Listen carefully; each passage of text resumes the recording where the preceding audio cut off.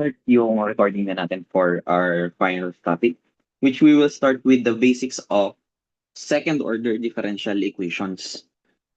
So, paano tong second order differential equations? So, it starts with the differential equation.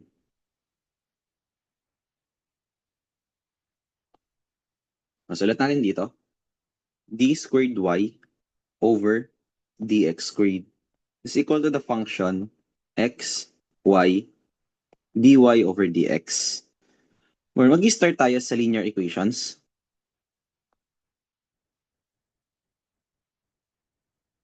For the linear equation in its general equation, y bar bar plus p of x y bar plus q x y equals g of x for the general equation. Now, we know that yung y bar bar is equal to d squared y over dx squared. And yung simple first derivative lang, y bar is equal to dy over dx.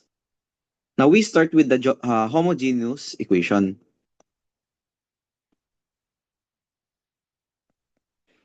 For homogeneous equation, if and only if the equation is following the form y bar bar plus px y bar plus q xy is equal to 0.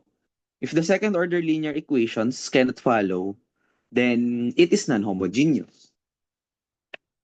So for the second order linear homogeneous equations with constant coefficients, dito na tayo sa constant coefficients. So if follow niya yung form ng homogeneous equations. So let px, qx, and rx be constants. So it will get the form ay bar bar plus by bar plus cy is equal to 0. So ito yung for the elementary solutions. Ang gusto nating mangyari dito, isahanap tayo ng term na kapag kinuha mo yung first derivative and yung second derivative, dapat is parehas palan. Conveniently, e raised to x yun. So bakit? E raised to x, pag dinerive mo yan or even integrate, first differential, second, third, fourth, fifth. So hindi siya nagbabago yung term. So for this sense, so yung y natin is if our y is equal to c1 e raised to x, then ang ating y bar or yung first derivative ay c1 e raised to x times x bar is 1. So same lang din. Then yung second derivative niya is same pa din. So we are safe for in transforming the equation kapag ang ginamit natin is e raised to x. And yun yung gagamitin natin for this homogeneous equation. So the general equation na kailangan nating sundan for these roots ay ito.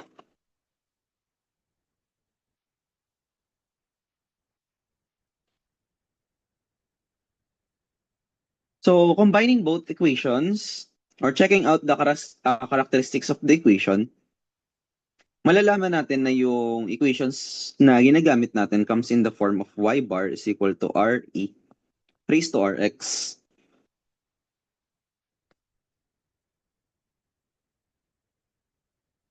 Sorry. Start muna tayo sa yung first solution niya which comes in the form of y equals e raised to rx. Where ano yung r? It's the roots na tinutukoy natin. Kung napapansin dito,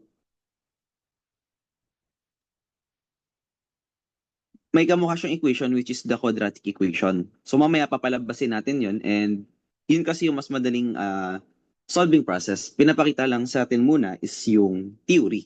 Now for y bar nito, magiging re raised to rx. And yung y bar bar is equal to r squared e raised to rx. So ito yung ginagawa. So for a, copy natin to.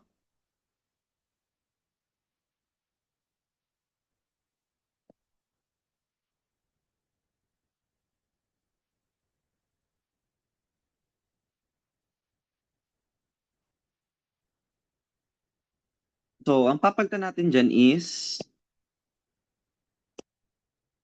itong mga y by bar. So, what we get from the general equation A, magiging r squared e raised to rx plus b times re raised to rx plus c e raised to rx is equal to kung ano man yung function, usually it's from 0. Ito yung binigay dito eh. Then, since e raised to rx is not equal to 0, so let's assume it for it to be constant. What we get is ar squared plus br plus c equals 0, which is quadratic equation. So, yung the general solution for the ay bar bar plus by bar plus cy is equal to 0. Ang gagamitin natin na equation for solving is c1e raised to r1x plus c2e raised to r2x. So, kailangan muna nating maintindihan dito is yung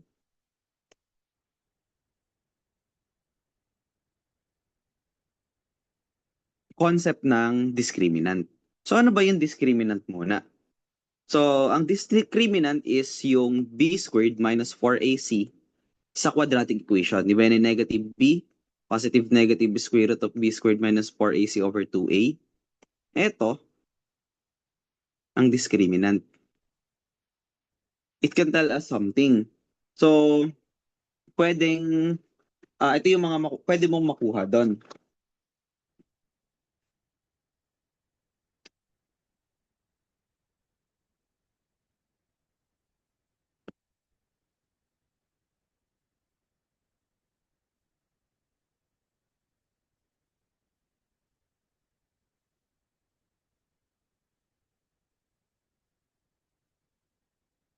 So, first is yung R1 and R2 natin.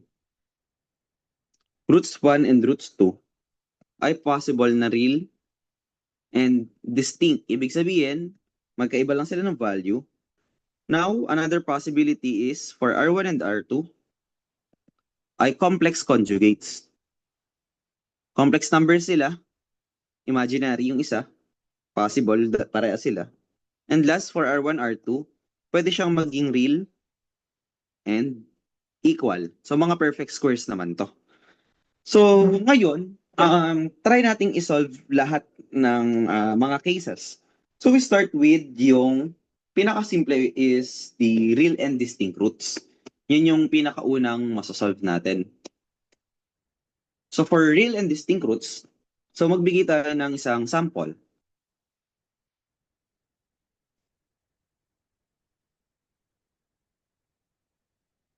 So, for y bar bar plus 5y bar plus 6y is equal to 0.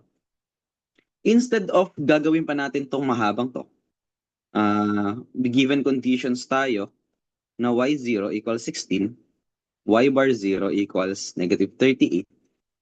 So, ang ginagawa talaga dito is we first get the assumption y is equal to c e raised to rx. So, ang ating y bar is equal to rce raised to rx and y bar bar is equal to r squared ce raised to rx. So, anong gagawin from here? So, ilalagay ko lang sa gantong kulay, sa teal, para makita natin mamaya kung ano yung shortcut. So, papalitan natin. So, magiging r squared ce raised to rx plus 5 rce raised to rx plus 6c e raised to rx equals 0. So, what we get here, since e raised to rx is constant, tanggalin natin yan, we get r squared plus 5r plus 6 equals 0. So, dito, siguro alam nyo na to kung paano. So, kukunin natin yung roots. So, sa 6, ano yung factor niya na pwedeng pag pinag-add magiging 5, it is 3 and 2. Since plus naman lahat yan, positive to, r and r, makukuha mo na yan. Hindi mo na kailangan gumamit ng quadratic equation. You can use simple algebra. So if we get the roots, we can have either r1 is equal to negative 3 and r2 is equal to negative 2. Then ipapasok na lang natin yan sa general solution. So, y is equal to c1 e raised to rx plus c2 e raised to rx. So, y is equal to, ano yung c1, c2? Wala pa. So, c1 e raised to r is negative 3x plus c2e negative 2x. Para makuha yung mga yan, gagamitan natin ng initial conditions. So,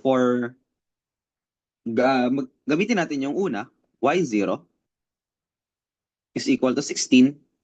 So, ito yung y. Since hindi siya y bar, y siya. So, y equals c1e negative 3 times 0 plus c2e negative 2 times 0. So, ngayon, itong equation na to, since y0 is equal to 16, ito yung magiging 16 natin. So, 16 equals c1 plus c2, since ito ay magiging 1 lang.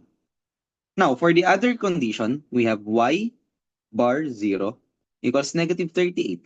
So, ito ay negative 38 equals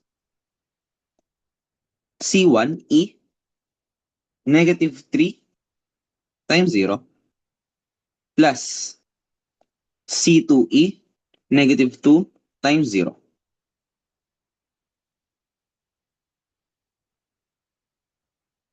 Oh, sorry. This is already y bar na. So, iba na ang ilalagay natin dito. So, ang ilalagay na natin dito is, kung y bar na to, sorry. So, for y bar, 0 is equal to, ibaba natin. So, yung r, magiging r, ce raised to rx plus r, ce raised to rx. Ito na lang yung point 1 natin. Ito yung point 2. So, we have negative 38 equals negative 3 times c1e raised to negative 3, 0. Then, plus negative 2, c2e negative 2 times 0. So, ano makukuha natin dyan? Negative 38 equals negative 3.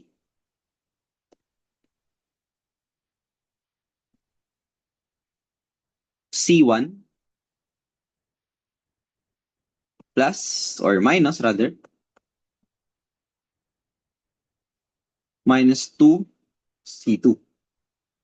So, pwede natin itong isulat as 38 equals 3C1 plus 2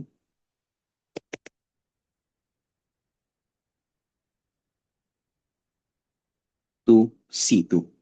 Now, what we get here is two equations na. This one and this one. So, kailangan na lang natin dyan ay, sorry. Kailangan natin dyan ay, pangalawa,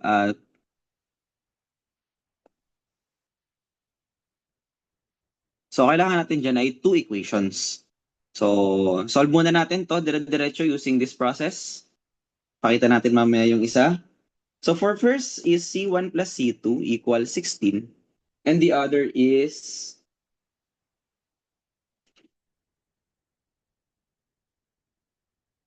three C1 plus 2C2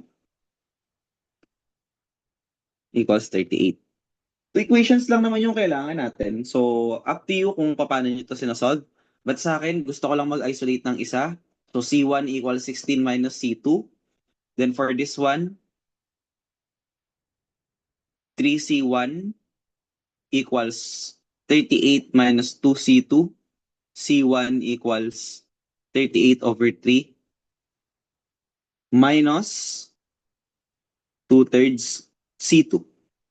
So, ang mangyayari dyan, 16 minus C2 equals 38 over 3 minus 2/3 C2. What for?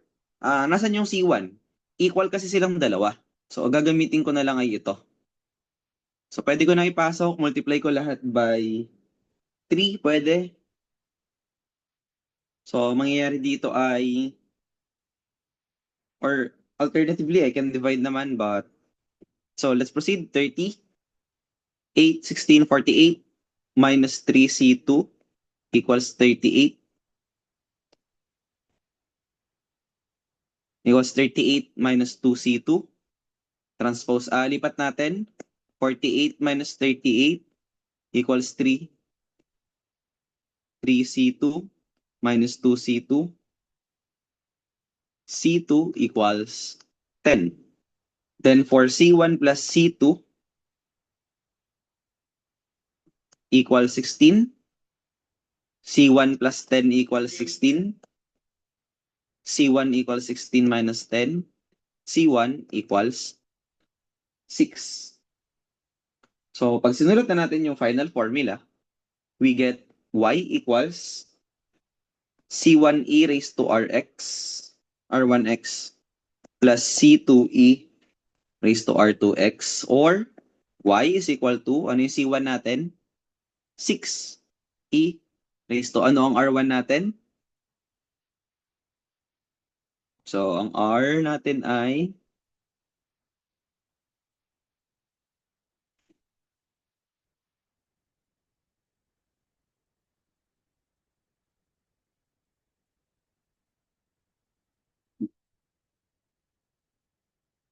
okay, nasa yung roots, ang R1 natin, ang ginamit natin dito ay -3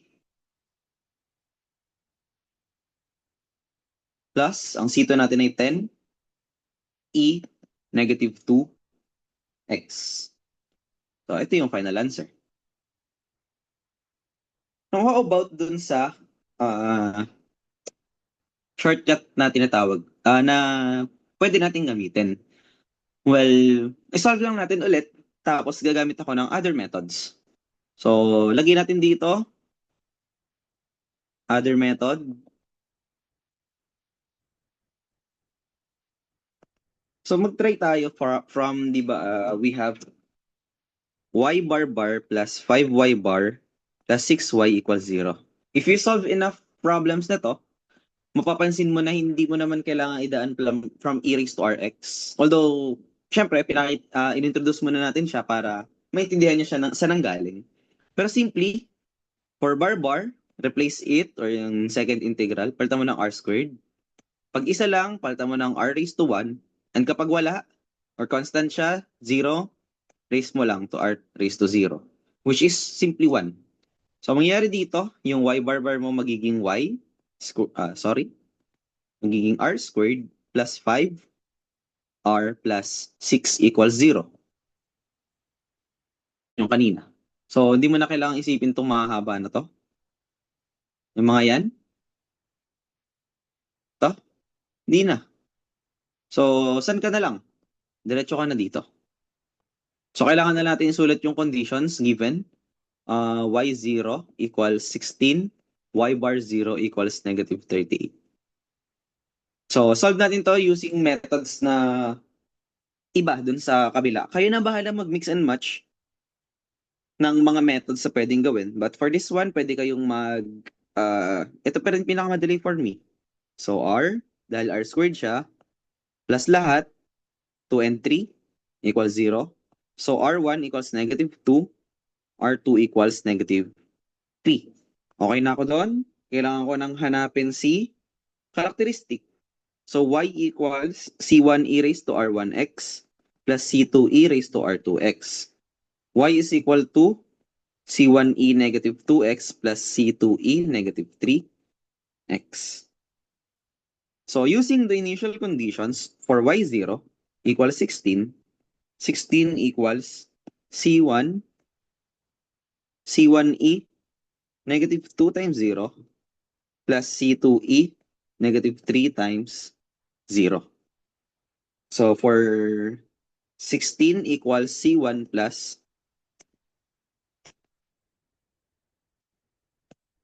C2. Next, for y bar 0, kailangan natin pagkunin si differential niya, which is -2 C1e raised to -2, 0, minus 3 C2e -3, 0. -38 equals -2 C1 minus 3 C2. So, pwede ko siya isulat as 38 equals 2C1 plus 3C2. Same as before, we have two equations. Iba naman yung hanapin ko or ibang method yung gagawin ko. So, C1 plus C2 equals 16. To prove lang na kahit anong method yung gamitin nyo as long as algebraically correct, tama siya. So, C1 equals 16 minus C2. 38 equals 2C1 plus 2C1 plus 3C2. Ipasok natin tong value na to. So, ipasok natin to dito. So, we have, sunod ko na,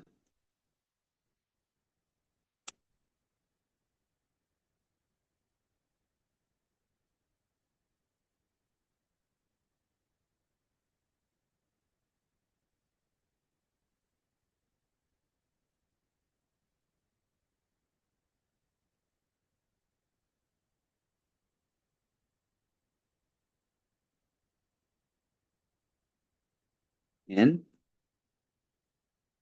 So, what we have here is, pwede natin ipasok yan, magiging 38 minus 2. Since C1, papalitan mo yung nasa loob. 16 minus C2 plus 3C2. Ibang method, pero mamaya mapapansin mo, parehas pa rin. 38 equals 32 minus 2C2 plus 3C2. We have 38 minus 32 equals C2. 6 equals C2. Then next, pwede mo nang input yon kahit saan dyan, saan mo trip. So dito ko, para mahirapan tayo, plus 3C2, 38 equals 2C1 plus, 2C1 plus 3 times 6.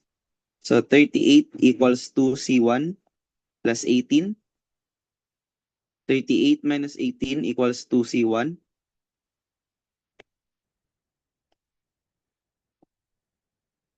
20 equals 2C1. C1 equals 10. So using the characteristic equation ulit, y equals C1 e raised to R1x plus C2 e raised to R2x. We get y equals 10e. Ang R1 natin is negative 2x plus 6e, negative 3x.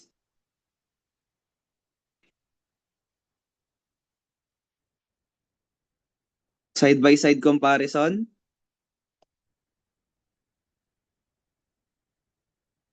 Hmm.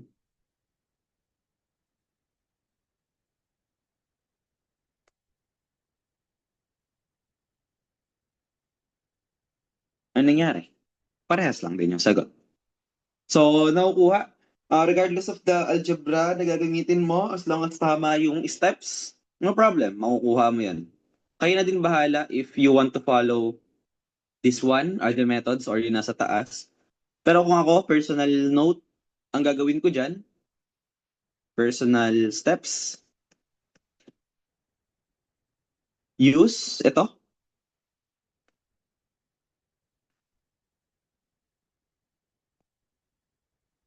so yan ang one, para mapabilis yung solving process natin. Then after nun, syempre, isa-solve mo na siya using itong method na to. So, finding roots.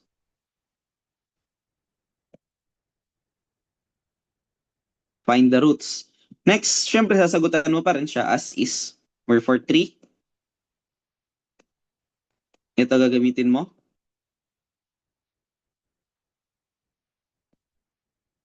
For number 4, ito ang preference ko. Ang gawin mo is ito.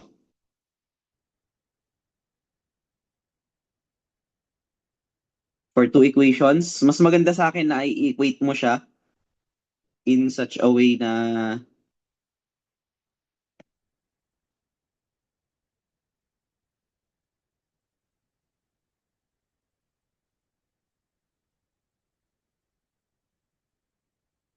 yan. So, mas maganda if i-equate mo siya into easier components. So, yung kanina kasi pinapasok mo pa yung equations.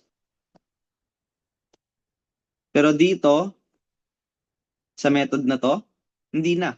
Ang gagawin mo na lang, kailangan mong ma-equate into C1 parehas. Para ma-equal mo agad siya, diretso ka na sa nag-iisang C2. Mas madali siya maisusulat. Then after nun, ano mangyayari? Makukuha mo na si equation mo. So, you get this.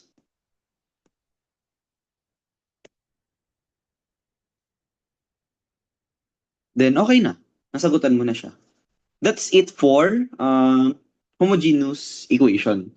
So, sa kasunod nito, tayo naman nating isolve si complex roots saka si identical or si repeating roots. So, dito tayo. I think mas okay kapag pahiwalay natin yung video para makita nyo at hiwa-hiwalay. So, okay na dyan? Thank you.